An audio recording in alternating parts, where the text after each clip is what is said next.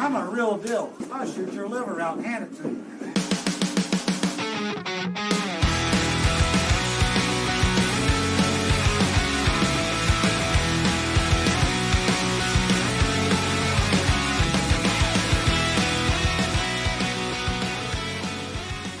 Oh, wait, now I'm having trouble hearing you. You're kind of fading out. I said say something funny so that I can start the podcast with it. Say something funny? Yeah. I don't have my funny sheet with me. Oh, Jesus, Rob. This is why we don't have nice things. I have to have my funny sheet. There's too much static interference in my head. That's probably it. I realized that I went ice fishing yesterday, and there's a little work involved with ice fishing. You got gear, and you got to unload it out of your car, and you got to load it into your boat, the ice fishing sled, and then you got to pull it, and then you got to set it all up and unload it, and then you got to do all the same things backwards when you're done. And I got about halfway back to the car after I was done ice fishing for 3 hours, and I went, I got to sit down. You're getting old, Rob. So I just sat in my ice fishing chair and just rested for a while. I got to sit down. This is getting out of hand. You're getting old, You know? man. We gotta get you to the gym. Get you doing some squats and some deadlifts so you can get your stamina back up. Yeah. Well, hi, Rob. Hi, Demetrius. Welcome to another week. Hey, good morning, guys. Okay, we're on. How are we going to spice this up now today? I don't know. Let's get There's nothing to talk about. Let's get some verbal action going here. There's like nothing to talk about this week. There's not a lot going on, which kind of makes sense, I suppose, because it's the holiday season. Can we bet to see who does the best job today? Sure. We can bet push-ups. How does that sound? I don't want to bet push-ups. Well, you could give everybody your news on your COVID. Well, I was just going to say I and finally your got back to lovely wife and recovery and all that. That's always good news. Yeah, I don't want to do push-ups. I finally got back to the gym yesterday after COVID, and I did chest. So my tatas hurt a lot today. So there you go. There's your update. I'm healthy enough to get back to the gym. Poor the guy. wife is healthy enough to get back to work.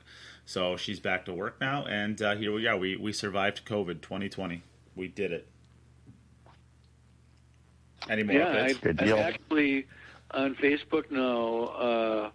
I've seen plenty of new messages from pool players who are infected. That would be in my area here, central Wisconsin. Within 100 miles. There's been 3 or 4, and one fellow who's been in the hospital for a while now. For anybody out there who's listening, when you say 100 miles, that sounds like a lot, but 100 miles Rob has to drive 100 miles to get to the grocery store. That's how rural of a place he lives in. Yeah, central Wisconsin's desolate. Yeah. For sure. Lots of forest. Lots of nothing. Yeah. I have to drive 15 miles to get to a 9-foot pool table. Gross. All right, here we go. Let's jump in. We got some stuff to clear up in the beginning. We have a holiday special. If you are looking to get yourself a Christmas gift for yourself, or if somehow magically you and your wife or husband or partner both listen to this podcast and you want to get your partner something sweet for the holidays, we have a holiday special right now. For $100, you get yourself 2 t-shirts, a hoodie. What else do you get? You get yourself a Cue It Up towel. You get yourself 3 different patches. One of them will be a Cue It Up one. 2 more will be industry ones. So from industries around, I have a crap ton of patches, so I will give some of those out. You also get a secret industry gift. These could be hats, t-shirts, tip tools. There's a lot of different things that I have from the industry that I will throw in there. It will be a nice surprise. It will be worth it. And you get domestic shipping, and you get a podcast shout out, and you make me happy. So if all of that for $100 sounds great, it's well over $150 worth of gear guaranteed. you can head over to the podcast page or reach out to me specifically or anybody else, I suppose, on the podcast and get in contact with us, and we can get you a sweet holiday special. So pause the podcast right now and go over there and do that. All right, here we go. Pause. All right, we're done. So the second update I have is I am going to be doing some stuff for the Patreons very soon. I'm going to basically break down the racks of 8-ball, 9-ball, and 10-ball basically after the break. So you see a lot of people making videos that are talking about the 8-ball, 9-ball, 10-ball break and kind of what you're trying to do to basically hit the rack well. I am going to give everything after the break. So after you actually make contact with the rack, where are those balls going? Where are they flying? Can you actually model it to have some sort of predictability to those balls so that you can start actually trying to make balls off of the break, whether that's the wing ball in 9-ball or whether it's the wing balls in 10-ball into the side pocket or the corner balls in the 10-ball rack, 4 rails. I'm going to tell you exactly how the balls move if they don't get kicked, and what you can actually start playing and trying to model so that you can have more consistency with your break. So I'm going to make a big, long video out there to the Patreons, and that is basically to make up for the lessons that I used to do to the Patreons that I haven't been able to because of COVID. So I'm going to get some content out there. Well, I know that's really exciting, and some of the big questions, and we're not looking for answers, but just either you already know this stuff or you can look into this stuff. But I always wonder, a couple things. Like one, because I know a bit about the 10-ball break is the ball tracks, but like when those balls aren't going, if they're hitting low and high, there's different adjustments you can make, and I'm not always sure which ones. And the other thing that I've been running into a lot is the 4 railers in the back corners. They have been kissing a lot from a lot of the positions that I break from, and it's like I don't always know why that is. Anyway, so these are things that it would be really, really cool. Everybody needs to know the basics, but then to kind of understand troubleshooting when those things are kind of not working the way they look on paper. That's where the rubber hits the road. So anyway, I'm really excited to see what you put together. That's actually pretty interesting. I do know how to make, or I do know how to change some of those things. I don't know the 4-ball one or the 4-rail one. I don't know that, so maybe I could do a little research in there, talk to a few people, and try to figure that out. But I actually did got some lines out that I've got a couple of really, really, really knowledgeable breakers that I'm reaching out to, and I'm looking forward to finding out more myself, because that as we talk about virtual ghost tournaments, that has become more and more and more of a priority for me. So okay, for sure. And I will do that as well. But I did have intentions of actually. So the first video I wanted to do was basically breaking down the rack. The second one I wanted to do was the actual racking of the balls. And the third one I wanted to do is starting to troubleshoot the issues. So I wanted to do the first two so that when we do start talking about troubleshooting, like the balls, the wing balls on the 10-ball rack going short of the side pocket, how you can fix that, or if they go high, how you can fix that. I do know how to do that, and I do know how to I do know how that works. So, but I wanted to give a bigger appreciation for the actual situation itself before we start talking about the issues. So that is in the future. Of course, I like the way you're doing it in phases. Yeah, you have to have everyone on the same page, and yeah. You made me spill the beans. That is going to. So if any of this stuff sounds interesting to you, you can always join the podcast's Patreon group. It is patreon.com/QItUp. It's also in the description for the podcast. Wherever you're listening from, whether it's Apple, Google, or Spotify, wherever it is going to be in the show notes for convenience. All right. So then next thing is we are actually, so because I got the COVID and we weren't able to do a lot of podcasts in there, the people over at Manscaped said they would give us an extension, basically. I don't know if they gave us an extension because we never hit our benchmark, or if they just want to see more because we didn't have as many podcasts out there, and they're looking for more of a track record to decide whether or not we are going to have a long-term deal. So if you were ever interested in getting one of those things, and I know that there have been a lot of people who they've reached out. Regardless, all of the feedback we got from the ads have been, they think it's pretty funny, and I think it's hilarious. It's a fun ad to do in a lot of weird kind of possibly going over the lines ways, but If they we're trying to have fun with If they purchase this, do they get a discount by mentioning Cue It Up? Yes, they do. Which we will have an ad for today, so you'll get all the information there. But if you have been interested in helping us lock up our first long-term sponsor to the podcast, head over to Manscaped and get yourself just listen to the ad today and we'll tell you. But we still have more time, so if you've been meaning to and just haven't because it's busy holiday season, you still have more time. Please do that if you're interested. All right, let's move on from that.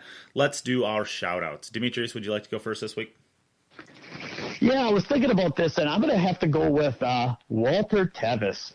Walter Tevis is the author of The Hustler and The Color of Money, and I think he came back to the forefront of my mind because he also, for those that don't know this, I'm sure everyone's heard the buzz about The Queen Gambit. It's the hot show on, I don't even know what, I haven't watched it, but it's on, I don't know if it's on Netflix or what series it's on. Netflix.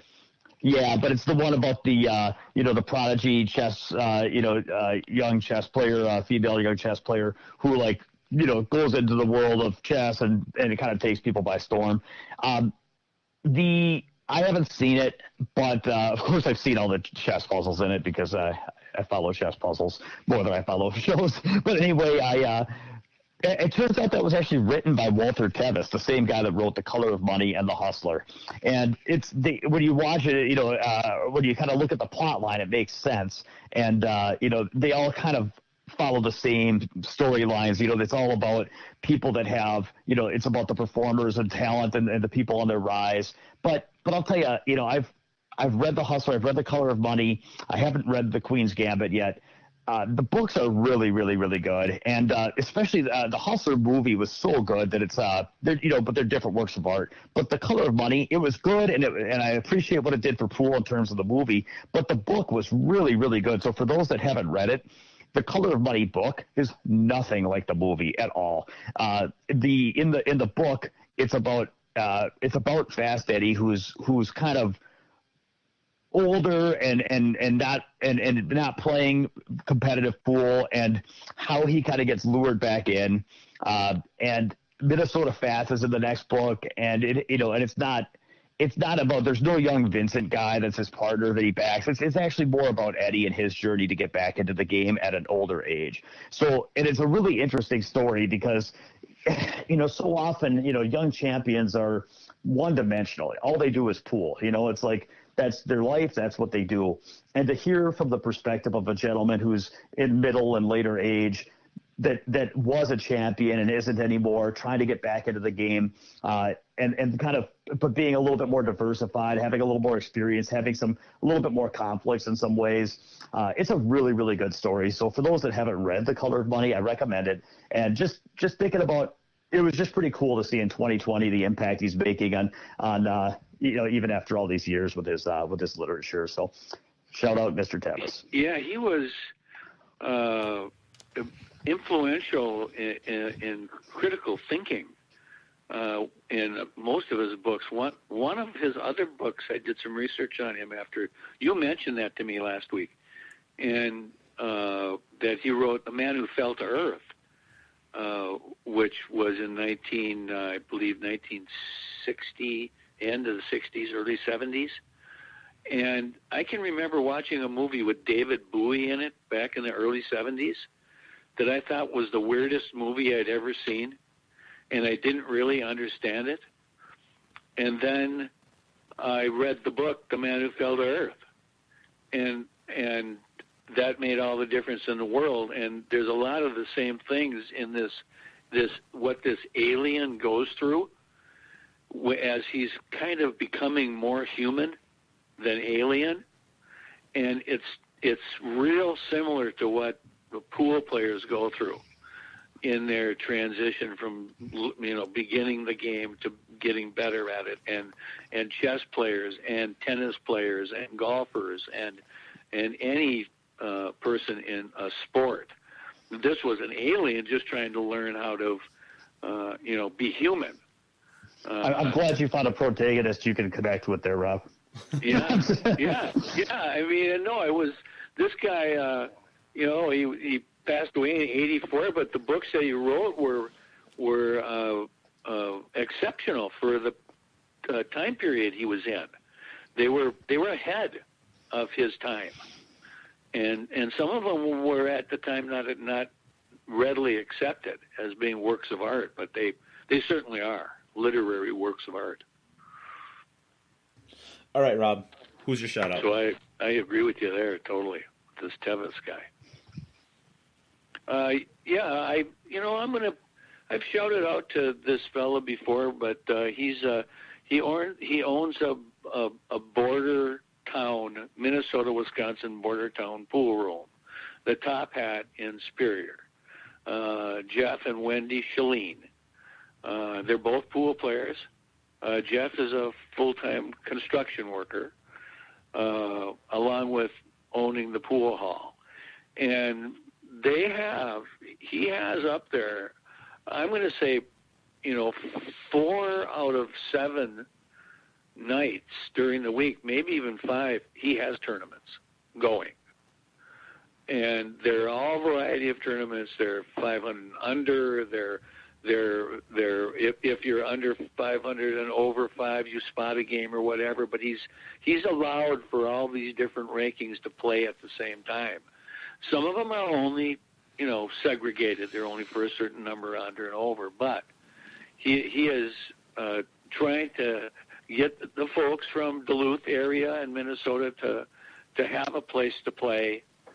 And he's making an extra effort in this regard. I know Jeff personally. I've always liked him, and he was one of the first people I think around that could jump the ball. This is 10 years ago. I remember him at a state tournament in Wisconsin being one of the first people to have a jump cue and actually do some jump shots at the tournament. So he himself is a pretty darn good pool player. But I'm going to shout out to him because he is making a great effort during the pandemic to have some organized pool and to follow through with some protocols for his place there, too. So I'll shout out to you, Jeff. Way to go. All right, I am going to do a kind of an anonymous shout out, we'll say. It's going to be a different one. I am going to be in New Jersey from the 6th to the 11th of next month. And I am going to shout out to everybody from New Jersey or New York City area, because I am going to be in New York City on the 8th. And I'm going to go hang out with Raleigh Williams for a day and Jennifer Beretta at their pool room. Just hang out for that day. So my shout out is going to be to anybody in the New Jersey, New York City area that wants to hang out for a day or wants to just meet up and have a drink or something in New York City, Brooklyn. Reach out, let me know, hit me up, and let's try to find a time where we can grab a drink or just play a couple racks at Sandcastle Billiards or Skyline Billiards. Or I'm also going to be going to Jason Shaw's room the early morning of the 8th, so I guess I'll be in Connecticut as well for that. If anybody out there wants to meet up and have a drink or play a couple racks of pool, hit me up and let me know. So that is going to be my shout out to every single person who listens to the podcast from New York City / Connecticut / New Jersey. All right. I would recommend, Nate, that you check out the Carom Cafe if you can. Where's that at? And that's in Queens. Well, the issue with that, I think, is where it's they going hold to be the U.S. closed. Open tennis championships. I think the New York City's completely closed down. I think the only reason we're able to get into Jason's room isn't, and then Sandcastle isn't. But I guess never mind. I've said too much. Rob. I think New York City's shut down. Yeah, now. I don't know if it's closed or not, but it is an exceptional pool room. The way it's laid out and the age of it, and you walk in, you think you're back in the 40s. Yeah, and you don't have to worry about getting COVID for me from traveling because I've already had it. So that's kind of convenient timing in the grand scheme of things, I suppose. A couple weeks of suffering, so now I don't have to worry about it while I'm driving. Can you carry it? I don't think so. I mean, without suffering from the effects of the virus, be infected again with the virus, carry it and spread it, even though you wouldn't I think the show antibodies any make it. effects from I it. think the antibodies make it so it can't really survive in your body. Once it gets in there, it just gets beaten up. Okay. I'm not a doctor though, but I think that I can't really be a carrier for it either. Okay. Yeah. So, all right, let's. We don't really have much to talk about today, but we wanted to get something out. But for the things that we do have to talk about, let's jump in.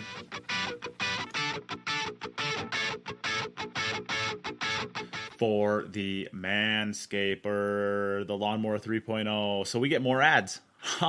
Who's excited to do more Lawnmower 3.0 ads? Rev, let's go. Oh boy, I'm on top of this. Come on, Rob. You're supposed to make your like lawnmower noise right there. All right. Rev that lawnmower up, yeah. Of course, How about if I have an electric lawnmower? well, who cares about that? We only care about the Lawnmower 3.0. Do you have a 3.0, Rob? I have a 3.0. Of course you do, I because have a 3.0. you got one. Yep. I use it for my nose and ear hair. Yuck. The joys of being 70 years old. I actually use this as the predominant face shaver now. I use this to keep a nice, consistent length for my beard or lack thereof, but I do have one, kind of. So I use it probably 3 or 4 times a week to maintain the perfect length so that I always have the consistent, nice little 16th of an inch beard where it's, I use it every single week, 3 to 4 or 5 times. It is a fantastic face shaver, if nothing else. Well, if you want to be cool, you got to have a Manscaped. I mean, you want to look hot, don't you? You want to have that day and a half, 2-day shadow on there. That's working. what it is. That's exactly what it is, Rob. It is consistent, it is easy, and it works every single time. And it's fun to use, man. It's just so much fun. Demetrius, what do you think, man? I spent a lot of time thinking about this, and I was like, why? How could people not use the Lawnmower 3.0? And I kind of only boiled it down to one of two things. There's either people that aren't taking care of their lawn, or there's people that are using the wrong tool for the job, and both of which kind of made me shudder, because this is something where, I'll tell you what, when you're mowing the lawn, you definitely don't want to run over, any rocks with the lawnmower. There's just a lot of bad things that can happen. You're going to have a bad time, okay? So the point is that, and I thought about, like, well, why didn't I have one before? Because I'm being hypocritical. And the answer was inertia. Like, I just never took action. And it's like, in our world, we live in an amazing time where they have some of the most the high-end luxury items, things that you didn't think you needed in your life that yet make surprising impacts to your quality of life. And I think the Lawnmower 3.0 is there. So for the people that just haven't, taken any action, really, you gotta take care of business, and this is the way to go. My wife said to me, we were talking about Christmas presents the other day. I have 3 men in the family that I buy presents for, sons-in-laws, and she said, "Why didn't you get them Manscaped for Christmas?" And so that slapped me right in the face. I went, "Of course, why didn't I?" So next year, that's what they're getting. Rob, you still have the opportunity this year. Come on, Rob, get on it. Is what day is it today? Is it Wednesday? Come on, they'll be. This is such a good gift. They'd love to have it after Christmas. All right, let's go. They all have birthdays. I know that for a fact. So there you go. Everybody was birthed on some day.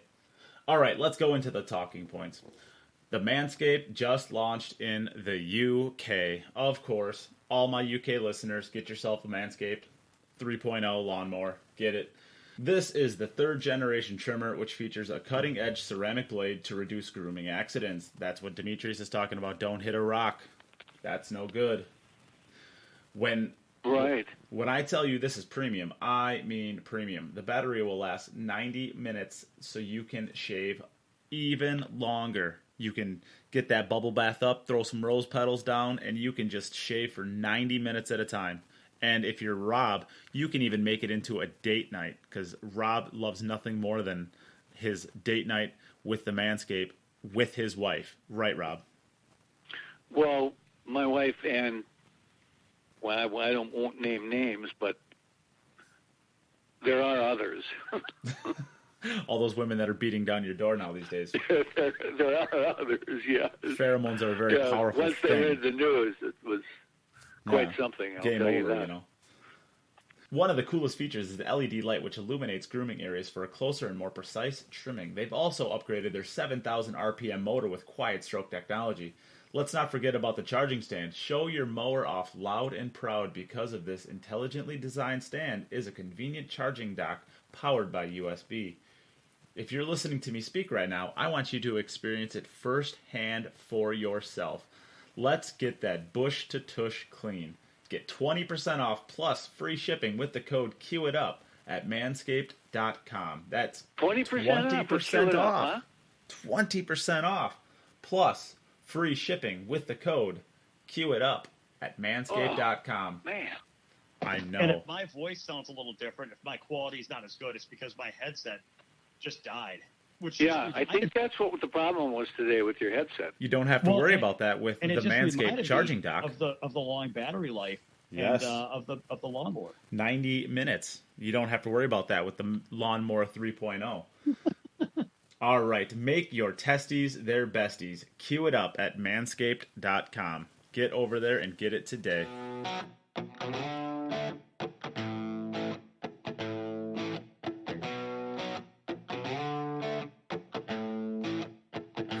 All right, like I said, we don't have a ton to talk about. There's not really anything going up, and that kind of makes sense with the holidays. There's usually not any pool tournaments, big pool tournaments between Christmas and New Year's. So we don't really have a ton to talk about, but let's talk about some of the things that are coming up because there is a huge slate of things happening in January. And the first thing that we can talk about was announced recently. It is Corey Deuel versus Justin Hall in a big one pocket matchup, the 13th through the 15th, which is going to be streamed by Pool Action TV. We're not going to talk in depth about any of these things, but we'll just kind of what we're looking for, what we're looking at for storylines. I guess 50,000 view of where we think the match is going to go. Demetrius, would you like to go first for it? This one's going to be a fun one, and so. This is a match that I didn't have a strong read on. Justin Hall, Corey Deuel, one pocket. In terms of track record, I know that here's what I've seen in gambling matches is that Corey has played gambling matches in one pocket. I know for a fact that he beat Danny Smith 30-28 when they played a few years ago. I know Justin Hall beat Danny Smith.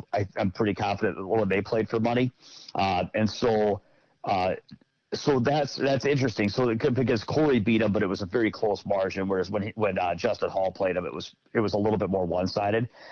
So I know that they're not like different worlds of skill. I don't think. I think it's a closer match. I know that. Corey has done really, really well in the international one pocket scene, or I guess it's mostly the national one pocket scene at this point.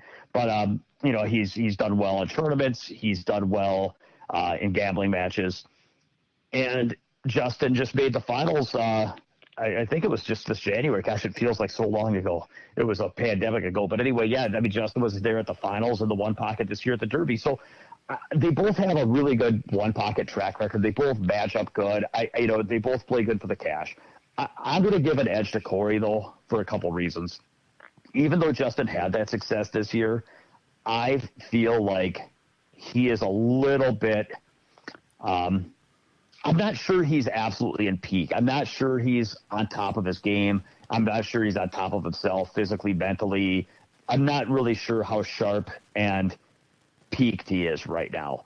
And so, and meanwhile, Corey, I know he didn't have a good showing at the Mosconi Cup, but the guy, I mean, he's a really, really, really good shooter. And when in doubt, I got to go with the person that shoots straighter and has more experience, career experience, pressure experience.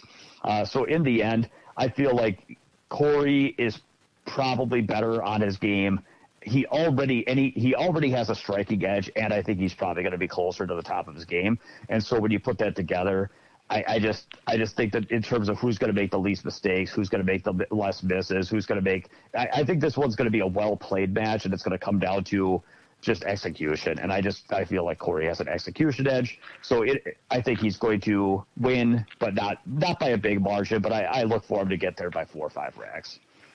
That's an interesting thing that you said about you give the edge to the striking, because the most recent one pocket matchup we got to watch was Chip versus Roberto, and no one's going to argue that Chip has a striking advantage over Roberto. But that of course we're not going to talk about that. But of course that was kind of a weird one where the difference Chip would be is that Chip is a extremely good game manager and mover, and Roberto's learning the game. Yeah, and Chip. Whereas I don't know that Justin gets there with Chip, or if he does, it's really close. But the point is that Corey, there's no comparison in terms of one pocket experience. Roberto's learning the game, and Corey really, really knows the game. Of course, and I just don't think that he has to straight. Like, I put it this way: if Hall played Gomez, it might have been the same thing. Yeah, and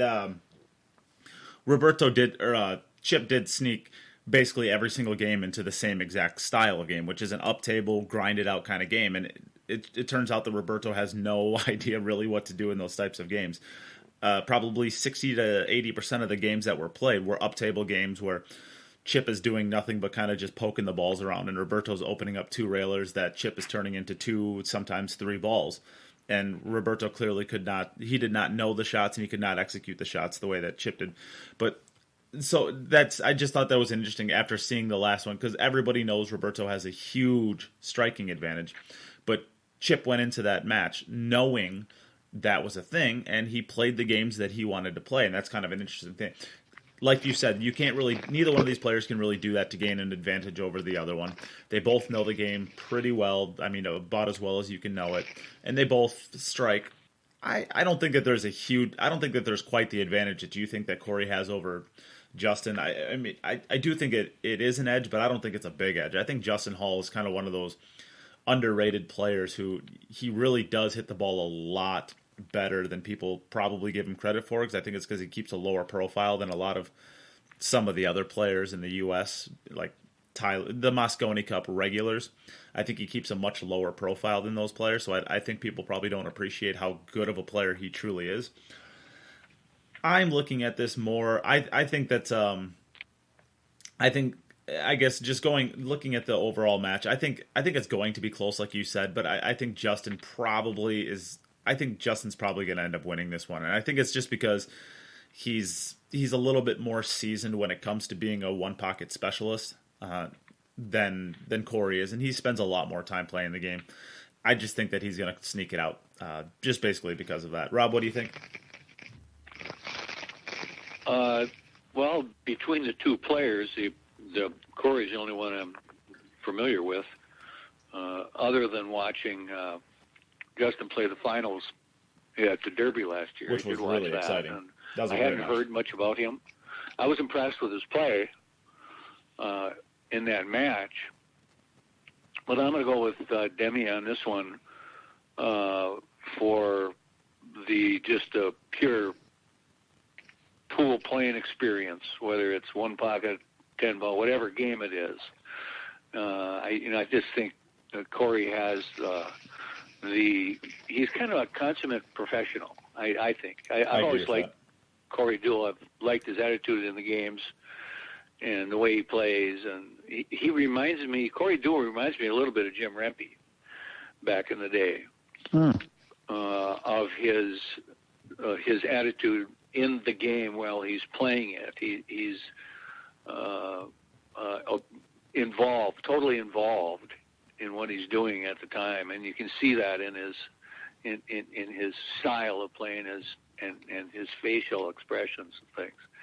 So I think it's going to be close, because I don't believe maybe one pocket is Corey's specialty in the world of pool, but he's just such a talented pool player all the way around. I'm going to give him the edge, not by a whole heck of a lot. Like, what did you say, Demi? 4 games, whatever. but something in that neighborhood. It's going to be close. It's going to be close. I don't think you're going to see what you saw with Scotty, and that is somebody take a tremendous lead, and then somebody else come back. In fact, I think it's going to be more seesaw battle throughout the whole. What I'm really interested in, and Nate, this is going to be a close one. So I mean, if Justin goes on to win, I mean, I'm certainly not going to be shocked, but I'll tell you what I think is going to be interesting is most of the one pocket I've seen Corey play has been in tournaments. I did watch him, like I said, I did watch him win the match against Danny Smith, but to be fair, that was a really hard fought match, and he barely got there. It was 28-28. I haven't really seen him play many gambling matches of one pocket, and in gambling matches, it's different. In a race to 3 or a race to 5, it's kind of like, you kind of play them, but there's not the same adjusting to the player and devising custom strategies and making all the stuff. But so that'll be. I mean, maybe Justin has more experience there, but I don't know because I mean, it would be foolish to think that Corey hasn't played a lot of money matches and a lot of one pockets. So I think it'll be a good match, and I don't really know what's going to happen, but that's the part that I think is going to be exciting to see is how it kind of, does their strategy on rack 1 evolve over the course of the match. Yep, I agree. All right, we'll leave that there. We only want to just kind of touch on these matches. Oh, you know what, though? I forgot I was going to mention this. I'll keep this real brief, but I scalped Justin Hall one time. It was pretty funny. I was at a tournament, and gosh, man. No. I was in Florida.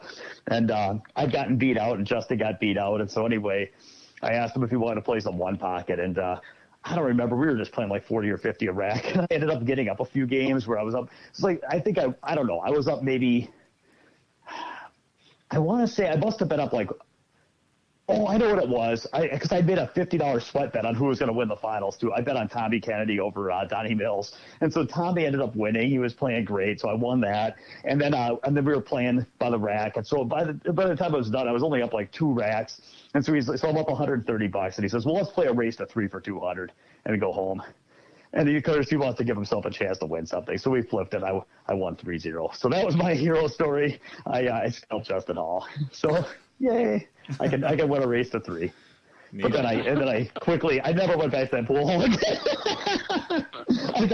I got out with the jewelry before the cops showed when the silent alarm was triggered.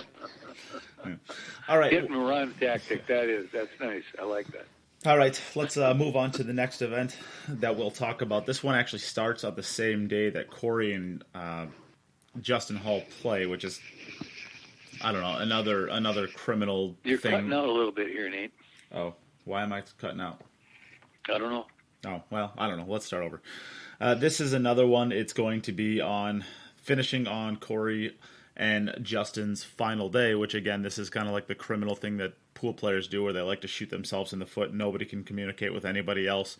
So you have a lot of overlay. It's just silly and whatever. But this is the pool player thing. So this starts on the 15th and goes through the 17th. And it is between Fedor Gorst and Jeffrey DeLuna. They are playing a race to 100 10-ball rack your own. This is going to be streamed by Rackham TV. Let's try to make this discussion, even though I think this is a much more interesting match. Better. There. How was that short enough for you? Yeah, right. So I'll start out with this one. Hang on. I can shorten it up. Maybe I can reduce it to 1 syllable. Sure. There we go. Well, why don't you say Gorst then? That's 1 syllable, I think. Yeah. All right. Anyways, so I think what am I looking for in this match? I'm looking for, of course, I give just about every single. As far as on the table play, I give the edge to Fedor in every single thing. I give 2 huge advantages to Jeffrey DeLuna, and I don't know that I can get over it. I've got to do a lot more thinking on this one still. Obviously, the gambling goes to the Filipino. They are much more seasoned when it comes to these big gambling matches than other people. That's not a completely insignificant thing, at least in my mind. The knowledge and the practice of being in these matches more. It's really hard to play a race to 100. If you ask anybody who's played a race to 100, it's hard to do. It's really hard to keep your focus for 3 days, 8 hours a day. It's really hard to maintain the stamina, even if you're young and healthy like Fedor we presume is. It's hard. It's a very hard thing to do. So I give that edge to Jeffrey, and I also give. If there's one person that's out there that I think is a good person as a person, but they do some weird things on the table, it might be Jeffrey DeLuna. That guy has been in so many racking controversies, we'll say, over the years. It's crazy how many times he's at least been accused of manipulating things on the rack. With Rack Your Own 10 ball, even when using a template, I mean, of course, there's things that he did. If you can watch the first One Sports TV one where he was disqualified. Actually, well, he wasn't disqualified. He was told he had to replay a match basically against who was that? That was against Albin Ocean. And he was told he had to replay the match because he was pattern racking, whatever. The idea is he's had some situations where he likes to manipulate things. He likes to work on the edges or, on the outsides of the rules to give himself an advantage against somebody who's never played one of these sets before. And I don't even know if he's ever played a big set with anybody. I know he played a smaller kind of for funsies matchup with Christina Tkach about 4 or 5 months ago at this point. But I don't think he's ever played in a huge money match. This is kind of his inaugural one. He might be a little bit more keen to be manipulated in some sort of way. I don't think that when we're looking at this match that we can overlook that with some of the things that Jeffrey's done in his past. And I those two things, the experience and then just the working on the edges of the rules to give yourself an advantage, I don't think that you can really overlook those things. So that's kind of what I'm looking for. But all in all, I got to give the advantage, like you guys said, to Fedor. I think he wins, but it's squeaky clean, or it's a lot squeaky close than people think it is. I think it's going to be a real match. Well, I don't think Federer has ever played a tournament with a foot and a half of water on the floor. Yeah, that's a thing. They don't have those kind of floods in Russia, I don't think. No, that's just snow, foot and a half of snow on the ground. All right, what do you think, Demetrius? Did we lose Demetrius? Well, I'll tell you what. No. I mean, I agree. I agree. It's not a one-dimensional match, and I think that the Filipino factor, the experience, and the kind of the gambling match, and the long sets, those are all things that do matter, and they do change the game. The question is does Federer have enough of a skill edge, after the break, to make up for that? And I think he does. I mean, Federer, his I just looked it up. His Fargo's 815. That puts him there with Dennis or Colo, puts him in the top 10 of the world. Of course, he's our reigning world champion, a 9-ball world champion. He jumps better than anyone I've ever seen, which I've seen. I'll never forget. I saw a match. If you guys haven't seen this, check it out. He played a match with Neil Stan, and I don't remember if it was which one it was, the Pool Masters or something. But anyway, he pushed out to a jump that Niels had to pass, and he made it and ran out. He was up like 6-0 on Niels in an alternate to break format where all Niels had done is passed on 3 jump shots or something. It was really brutal. And it's like at that level, that's so big because it's like, and then his grappling and his moving, and of course it's, I just, and then the ease of which runouts come, his patterns, his cue ball's tighter, his shot making's tighter, his striking's better. It's just such a big hill to climb, man.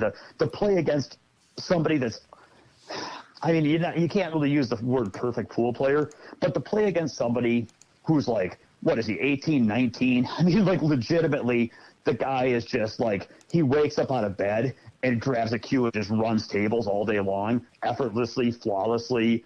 I mean, how nobody wants to, I mean, I don't even, like, I'm not saying he gets there with Dennis, but like, nobody wants to play the guy that just gets up and runs out racks all day long in his sleep. Like, that's, I just don't see it getting there. There's definitely a format where I think he does get there with Dennis. I think if you set up a game where you take the importance of the breakout and it just comes down to queuing the balls, I think Dennis wins. But I think if you set up like a 10-ball, like if it's a 10-ball match, I think Fedor can win that. I mean, Fedor breaks the balls. He's one of the most underrated breakers I think in the world. He breaks the balls really strong. Well, then that just puts the nail in the coffin. I was assuming that, I didn't know too much about Federer's break, and so knowing that he does have a good break, which doesn't surprise me given his striking, but it's like knowing that he breaks the balls well. Well, Jeffrey DeLuna breaks the balls really well too. I mean, he's Yeah, another player that's I think this is going to underrated. run really, really parallel to Filler and Aranis. Yeah. Well, I looked up while you were talking. I did look up Jeffrey DeLuna's. That's a good example. Jeffrey DeLuna's Fargo, and he's at even 800. So he is giving up about a 15-point difference. I thought DeLuna was a little higher. I thought he was like an 806 or something like that. But the difference between 800 and an 806 is really nothing. But there is a difference between an 800 and an 815, I think. So I agree with you along the ways. I just think that the experience is going to make up. So if we're saying that a 15-game or a 15-point Fargo, and really what we're doing is we're quantifying something that's harder to be quantified, but we're using things that people can understand. 15 points in Fargo over the course of a race to 100. How many games do you think that actually is? 8 to 10, you think? Yeah, somewhere in there. Probably 10 games, yeah. Yeah, so if we're starting from 100 to 90, we'll say 190, that's a nice round number. Do I think that the experience that Jeffrey DeLuna is going to have over Fedor is worth 4 to 7 games? I do think that is a thing, yes. And then really it comes down to is Jeffrey going to have some other advantage, maybe working on the edge or even the outsides of what is considered normal rules? Is that going to be enough to make up for the rest of it? And it's hard to predict somebody who's going to do something kind of weird. And I think Corey Deuel is like the perfect example of that. I don't think that Corey's ever done anything outside of the rules, but that guy works right on the fringes with all of his weird breaking things that he does, like the 8-ball, banking the wing ball one time and basically just barely moving the rack. I played him in Rhode Island once, and I thought he was trolling me. He was using the bridge. He had the bridge with the length of the bridge over his shoulder, putting his hand on so instead of using his hand for the bridge, he'd have his hand on the very neck of the bridge, right by the bridge head, holding the bridge, and then using his playing cue. It was the weirdest break I've ever seen. I'm like, why is this guy breaking with the bridge? He must have just felt his tip accuracy was more consistent. He was like going through some experimental phase. I'll never forget that. Yeah, the guy's always doing something weird. I've seen he did that actually this year too. He was using a bridge at You're kidding. I've never seen that. Some tournaments. Well, it guarantees you the exact contact point on the cue ball where you want it, right? I mean, if you're trying to hit center cue ball, especially with those Moosehead bridges, I mean, you have 3 different levels. You can actually guarantee you hit the same spot on the cue ball every single time. There is a level of consistency to it. I get it. Where do you grab the bridge with your left hand way up by the end of it? Yeah, he's holding it like so his thumb is almost touching the bridge head. Yep. Okay, I see. So I mean, the finger's wrapped over the top of that bridge, so it can't go anywhere. There is something to it. It's just weird, right? Okay, I didn't know you could do You know that. what I should have done? I should have stacked up. I don't know why I didn't think of this. Studying a pool player with, How cool would it have been if during my match, when it was my turn to break, if I'd pulled out a bridge and then I'd gone and got a bridge from another table and stacked them on top of each other and shot with 2 bridges? Or like, that would have been priceless. Yeah. And then just stared at him. That's good stuff. So, I mean, Bryson DeChambeau is now looked at as like one of the best golfers in the world, but 2 years ago, everybody was looking at like with the same length iron shafts. Yeah. I mean, everybody was looking at that guy like this dude is a complete weirdo, and now they're looking at him like he's a genius and he's like the mad scientist of golf. Which spare me, but that's fine. He's still a crazy amazing talent, and I think there's a lot of things that I see a lot of Bryson DeChambeau and Corey Deuel and vice versa. They both kind of like to move around and try different things on the edges of the game to see what kind of advantage it can gain them. And I see that a lot with Corey and Bryson. So have you guys ever seen anybody use one of those? It's like a jumping aid. Yeah, I've seen those. The little it looks like a notch on each end, and it's about 5 inches long. Yeah, maybe an inch wide. And if you're in the middle of the table and you can't reach for a jump shot, you can actually use this jumping aid. Yeah, I've seen that. Have you ever seen that? Anybody use that? I've never tried. I'm tall, so I don't really need it, but I've seen it. So you don't know, but yeah, yeah. All right, let's get back on track because that was a big long loop. We kind of I don't even know exactly where that started, I guess now. But you're just saying that DeLuna's got some moves he's going to pull, Yeah. and he might have a ace up the sleeve. Yeah, so we're at 190, and then I think the experience that Jeffrey DeLuna is going to get, let's say it's another 5 games. So is 5 more games make-upable? I don't know if that's a word, but it is now. Make-upable from doing things potentially on the edges with the rack. And I don't know. It's hard to predict that. So, I think Fedor wins. Just remember with Aranis that Aranis, had the Filipino background, and he was, he's rated not far under Filler and it was a 28-game blowout, and that despite the fact that Aranis, number one, held the lead after the first day, was really, and number two, did not give an inch to Filler's superior play. In other words, he did not at any point buckle and give him 28 games. He played that's the weird part about 10, 15-point Fargo rate gaps, which I just have to get on the record. When you've got a 15-point Fargo rate gap and you say, well, what's that worth in a race to 100? Well, it's worth 10 games unless the player who's losing realizes at 30 to 25 that he can't possibly win the match and starts giving up a little something and going into desperation mode and feeling discouraged. And in other words, being human. If 2 humans play with a 15-point gap in a race to 100, it's totally different than if 2 computers play and you put it in the Fargo rate software. They're not playing a tournament race to 11 where both players know they can win at any point during the match. You get a guy who knows he can't win down 50 to 40, and it's very, very, very difficult for them to play at an 800 level the rest of the match. Yeah. Look at how bad Gomez played once Chip had him on the ropes. It's like, well, Gomez never shoots that bad. Well, that's what happens when you can't win. And so that's, I'm serious. And Aranis never did that. He played phenomenal the whole set and still lost by 28 games. I'm giving DeLuna a lot of credit for his Filipino blood and saying that he will not break down and give – he's not going to give Fedor more than Fedor can earn, but it takes a toll when you're up against it for 3 days and you can't win. And even though he's Filipino, he's still human. And boy, it's that he's going to have a lot of. I'll put it that he's going to have a hard time delivering a 90-game set the way his Fargo rate supposes he's going to. That would take a superhuman composure to do in the face of what he's going to be going up against. Yeah, I think that. It's going to be tough. I think it's going to be a fun match to watch. I'm pretty excited for it. I'm definitely going to be buying. Of course, I'm going to buy it and watch it. But I'm excited for this one. I think it's going to be fun. Let's leave it there because we've gone a little long on it now. Let's talk about my next events. I am hoping to have a VG10, another VG10, in the middle of January. This has not been officially announced yet, so you are going to be the first people in the world to hear this. And I'm hoping to have a VG9 event in February for the ladies. So those are 2 events that are coming up. Demetrius, I believe you're planning on playing in the VG10. Is that correct? Yeah, I guess it's all blending together. I did not know the dates, but I want to play. I want to play this format. Yeah, I want to play. I can hold my tongue. Yeah. Well, we are almost full at this point in time. I think we have about 10 openings left.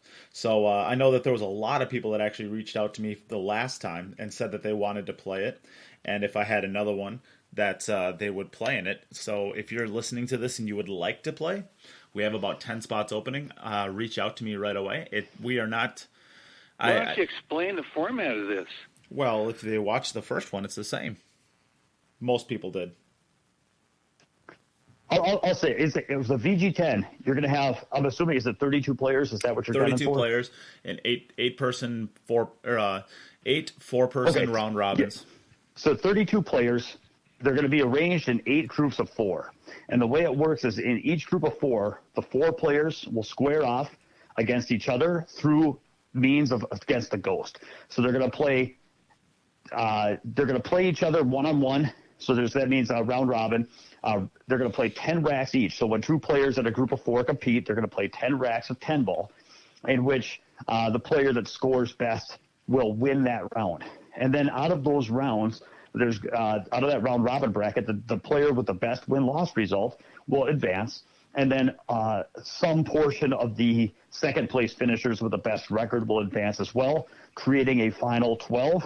And then at some point they play heads-up matches to get down. They play like a regular single elimination tournament from that point in heads-up matches. Is that Okay, so it's right? like a billiard tournament. Yeah, mostly enough.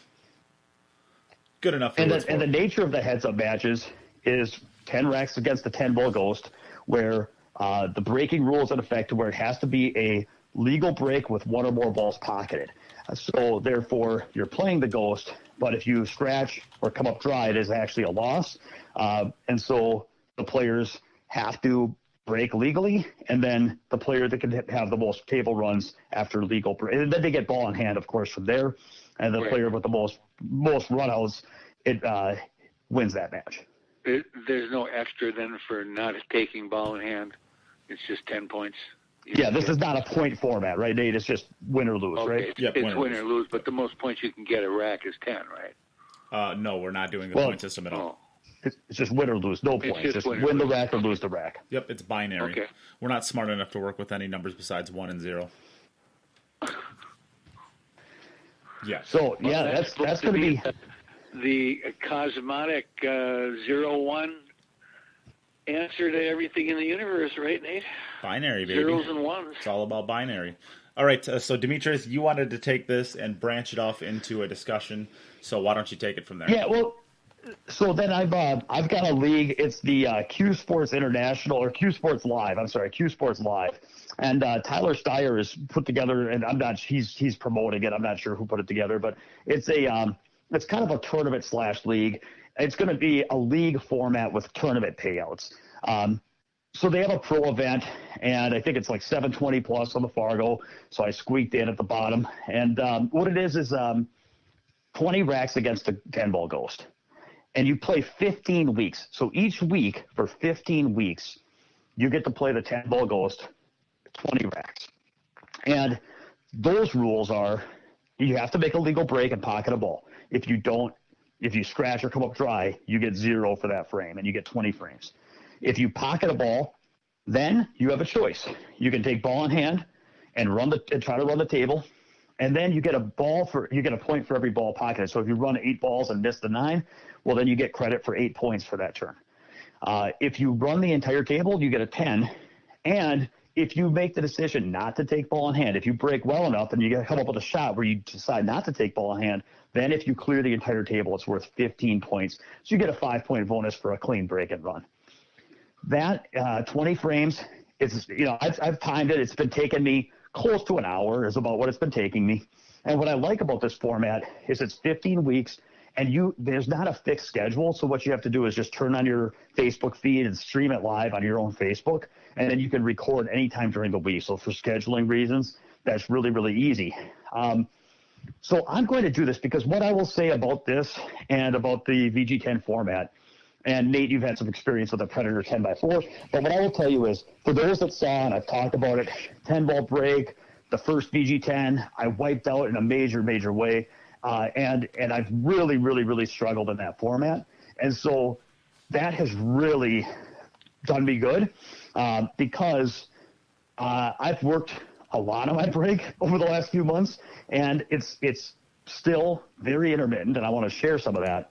But I did flip on the camera and record a race to 5 against the 10-ball ghost playing VG10 rules maybe 2-3 weeks ago. I won 5-4. I actually broke wet 8 out of 9 times. So I had 8 legal breaks, and I was able to run out 5 out of those 8 racks.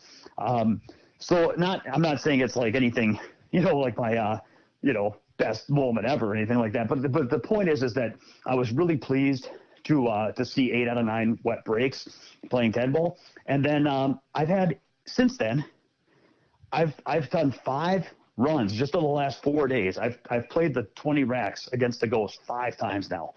And I'm keeping score, and I'm keeping track of my number of legal breaks, average balls pocketed per break, average scores. I'm kind of totaling all this stuff up. And it is very difficult. It is very difficult to post a big score over 20 racks. Because what I found is if you can score really, really well over like a 5-rack period, but then all it takes is like 3-4 dry breaks in a row. Or, I had a stretch where you hit like 4 breaks in a row that come up dry, and then you break in 2 or 3 balls and get kissed in, and you just want to hit your hand on the table. And it doesn't take long just leak away some opportunities. And then if you start, and the thing is, it's 20 racks, and if you start slow, or if you break bad in the beginning, or if you make a couple fumbles. I had one rack where I broke dry the first rack, broke and made a ball the second rack, and had a good shot on the one with a chance to get on the two, but it wasn't 100%. And I'm like, do I go after it for the 5 extra points? And I'm like, yeah. And I missed the one ball, and all of a sudden it's the second frame, and instead of having a chance to run the table and be at 10 points, I just blew in my opening shot, and now I'm at 1 point and 2 racks in, and I'm just blundered, and I'm feeling like, oh no, now I got 18 more frames behind this, and I started off like this. It creates a lot of pressures. So a couple things, in summary, what I want to say is competition is very difficult. And when you're just playing the ghost at home, and you could just kind of shrug, re-rack when you come up dry, or you can just, when you have kind of a day where you're not playing your best, you're like, I was kind of distracted, I wasn't warmed up, and then you just kind of remember this. You're not trying to cherry pick your best sets, but it's different when you actually write it down and keep score, and when the lights are on and people are watching, and you feel like if you don't do it now, it's not going to happen, and you're facing a long agonizing defeat where you're insurmountably behind. The competition is difficult, and that's what I need. That's what makes the game real, and that's what inspires me to play. So that's the first thing, is this format. I would have thought, for example, that in 20 racks, that I would be a cinch to break 100 points in that format, and I'm not. In fact, I've played it 5 times, and I have not broken 100 yet. And so at first I was like, well, man, I'm just breaking bad. I'm playing bad. This is really, really not my day. But after 5 sessions, I'm like, no, this is much more difficult than I was giving it credit for. And it's really, really, really easy. The game looks so much easier on the screen. It's really easy to remember my 8 out of 9 set against the Ghost, or my 8 wet breaks, and my 5-4 win against the VG10 format Ghost. It's really easy for me to remember all my 7-0, 7-1 wins against the 10-ball Ghost, playing normal rules, and just kind of projecting that and being like, yeah, I ought to be able to put up $125, $150. It's like much, much harder to do when you just have to like turn on the lights, turn on the camera, and this is it. And so I've been working hard, and the one thing I will say to people is that I will be streaming this on my personal Facebook then. Starts in the middle of February, so it's going to be about an hour a week. You can watch it live. If you don't want to watch it live, I invite you to follow me and tune in and just watch some of the recaps, watch my score, because it's going to be going on for 15 weeks. And, with a 720 plus division, I'm going to be at the bottom of the division, and I'm already at a breaking deficit, because that's the most important skill in this game, and it's not the strongest part of my skill set. So I'm going into this, I'm going to be very up against it. But my personal goals are, I'd like to see my break and scores improve over this 15 weeks. And because I know that the player I'm going to be when I come out the other side is going to be much more competitive. So. Well, at least you don't have an opponent to shark you. If you get sharked, you did it. Well, you have clearly never played. You clearly have never played on a stream before, because the stream in itself is a shark. It's tough. It is. No, I understand that. That's what I meant by what I said. There are. I'll tell you what. Every time you compete, you shark yourself by the stream.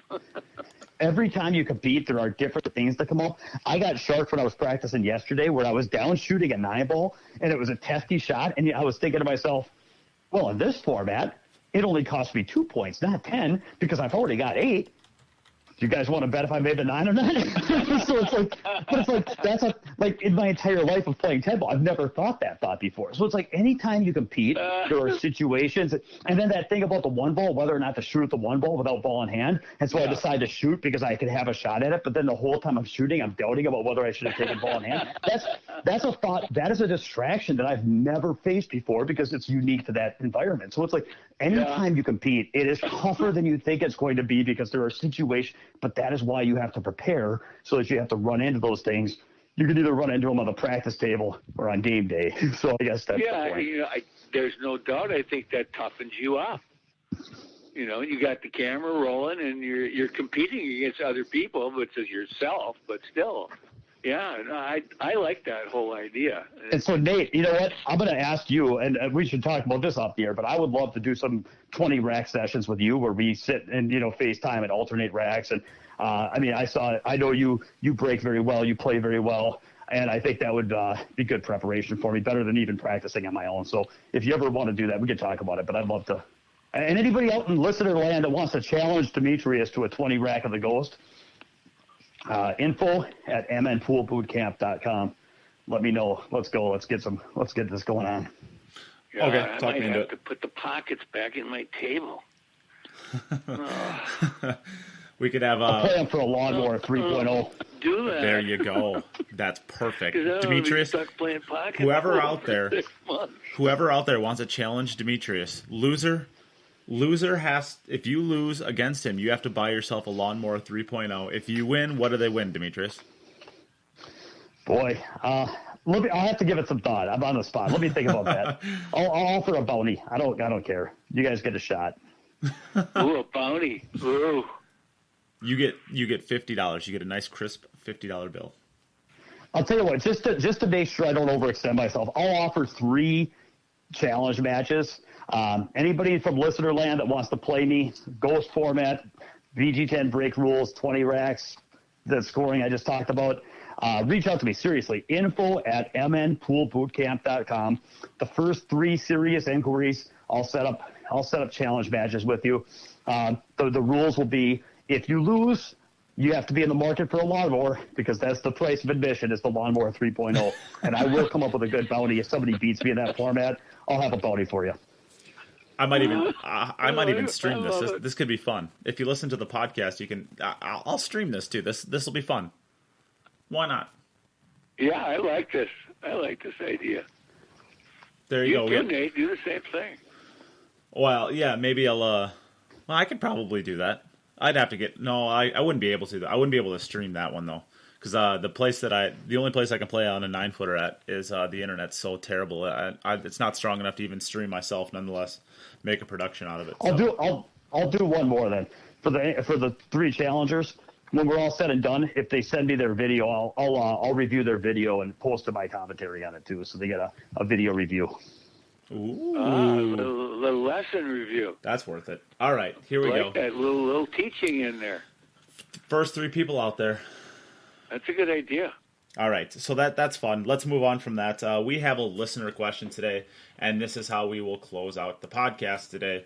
So this was a question from Eric Borley, and he has reached out to the podcast in the past. It was to yell at me profusely. So that's fun. He's now having a listener question instead of yelling at me, which makes me happy. This is much better than before. All right, Eric's question is, I wanted to get your opinion on the amount of luck that is needed in 9-ball in these short races and Mosconi Cup. If you think it hurts the sport as a whole, or if it makes people not take the game as seriously. I personally feel the pockets not being tight, and then parentheses. Yes, of course, 4.25 is tight, but not with brand new cloth. End parentheses. The jump cue and not having to call pockets makes the sport look more like a kid's game than something that people would want to take seriously. For example, snooker. At the end of the day, everything I just mentioned is all in place to try to get more fans. That clearly hasn't worked, so I don't see the point in continuing this style of play. So there's also a follow-up question to it, but we can discuss that first. I'll take it on first. That's a pretty complicated question there. Yeah, of course. Well, at the heart of it is, do you think, basically the heart of the question is, do you think the Mosconi Cup